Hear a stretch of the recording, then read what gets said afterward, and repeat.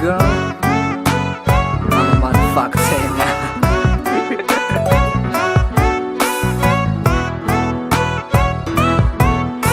អត់ត្រង់ជំនាញចំណងស្នេហាតាំងពីកុមារជាមើលរឿងវាចូលចិត្តទូក្បត់ខុសពីក្មេងៗធម្មតាសារជាតិខ្ញុំបែបណាខ្ញុំនឹងច្បាស់អស្ចារ្យបនគឺសាវ៉ាដូចគ្នាស្លាប់ជាអតិបត្តិមកមិនដែលនឹងគិតថាជួបគូពិតហើយលែងគិតរឿងសាវ៉ាក៏មិនដែលគិតថាខ្លួនសំហារឬក៏អស្ចារ្យឡើយណាខ្ញុំត្រឹមនោះសាវ៉ាខ្ញុំជាមនុស្សសាវ៉ា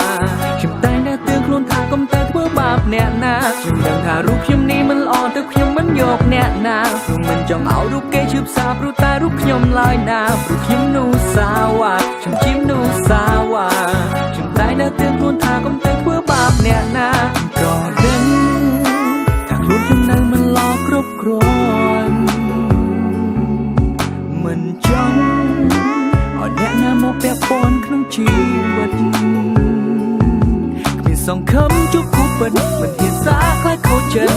តែជីវិតខ្ញុំនឹងឯកាបែបនេះរហូតដល់ពេលណាតែនឹងគិតថាជួបគូពិតហើយលែងគិតរឿងសាវ៉ាក៏មិនដែលគិតថាខ្លួនសង្ហាឬក៏អស្ចារ្យឡើយណាខ្ញុំត្រឹមនោះសាវ៉ាខ្ញុំជាមនុស្សសាវ៉ាខ្ញុំតែងតែទឿនខ្លួនថាកុំទៅធ្វើបាបអ្នកណាខ្ញុំដឹងថារូបខ្ញុំនេះមិនល្អទៅខ្ញុំមិនយកអ្នកណាព្រោះមិនចង់ឲ្យរូបគេឈឺផ្សាព្រោះតែរូបខ្ញុំឡើយណាព្រោះខ្ញុំនោះសាវ៉ាខ្ញុំជាមនុស្សសាវ៉ាខ្ញុំតែងតែទឿនខ្លួនថាកុំទៅធ្វើបាបអ្នកណាមានមនុស្សជាច្រើនតែសួរខ្ញុំថាពេលណាទៅយកសង្សារតែគ្រប់ពេលតែតបទៅថាមិនទាន់ចង់មានស្នេហាមិនចង់ឲ្យគេឈឺផ្សាមិនចង់ស្រឡាញ់អ្នកណាព្រោះដឹងថាស្នេហានេះវាគង់តែមិនថិតថេរ Yo អ្នកអូនសម្លាញ់ចរិតអូនបែបហ្នឹងទោះមិនប្រាប់ក៏ដឹងថាអូនត្រូវការបងតែបងសុំទោសព្រោះវាជាដំណងបាច់ចាប់ដើមនឹងអូនទៅចាប់ដើមនឹងគេមិនមែនបងមិនកើតបណ្ដោយអូនទៅទេ